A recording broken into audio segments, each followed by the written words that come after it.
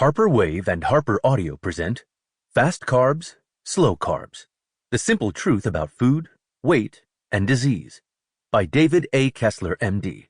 Read by Joe Knezevich. A note before we begin. Don't forget to download the accompanying enhancement PDF from your audiobook provider, or go directly to www.harpercollins.com/audio/fastcarbs/slowcarbs. It contains useful information, tables, and meal charts, and will be referred to throughout as the enhancement. Introduction. The birth of fast carbs.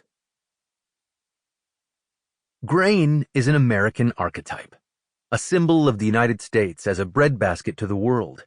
Its influence in our history and economic development can scarcely be exaggerated. A stucco frieze on the ceiling of the New Room at Mount Vernon, the mansion owned by George Washington, showcases a sheaf of wheat. In a letter to Lafayette on June 18, 1788, Washington wrote, "I hope some day or another we shall become a storehouse and granary for the world." Abraham Lincoln created the U.S. Department of Agriculture and established land-grant colleges to promote agricultural education. Since 1887, when Congress passed the Hatch Act, professionals assigned to every farming county in the nation have been charged with ensuring that the nation's farmers have the assets they need to extract the largest return possible from the land with the greatest efficiency.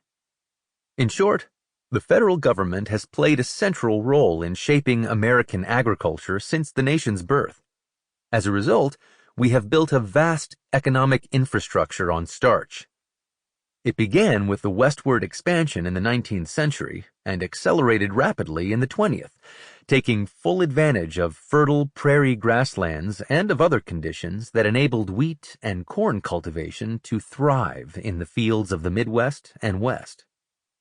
Decades before refrigeration, the Continental Railroad system seemed purpose-built for shipping sacks of uniform, easily traded grain. The tractor and mechanized farm equipment made possible the near automation of grain harvesting. Fruit and vegetable production, by contrast, still mostly depends on human labor.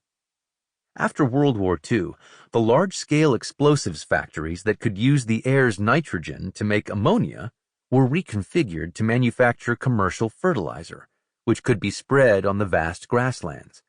And in his bid for re-election in 1972, Richard Nixon transformed the federal farm subsidy program, giving American farmers an incentive to grow as much starch as they possibly could.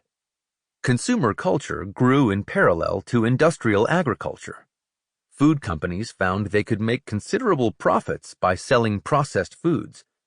Then they stumbled upon the holy grail of food engineering, discovering ways to make food irresistible to the majority of Americans. With the right combinations of starch, fat, sugar, and salt, they could get people to keep eating and purchasing their products. They had a willing partner in the starch production industry, which excelled at processing whole grains into fast carbs.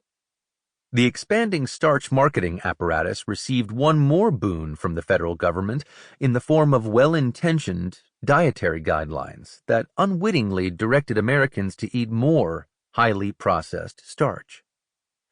Although direct payments to farmers have ended, American farm policy helped spawn a starch production and marketing behemoth that dominated the food landscape, as it continues to do today. Large corporations and conglomerates now control every step of the food chain, from the fields to the processing plants to the fast food establishments that sell us supersized starch-based meals. That is the inescapable food environment in which we live, the sea of starch in which we struggle to stay healthy. Yet we can also detect strong signs of positive change in our culture. Consumer demand for organic produce, organic food, and products without added sugar continues to rise. The twin epidemics of obesity and diabetes are fixed in the public consciousness.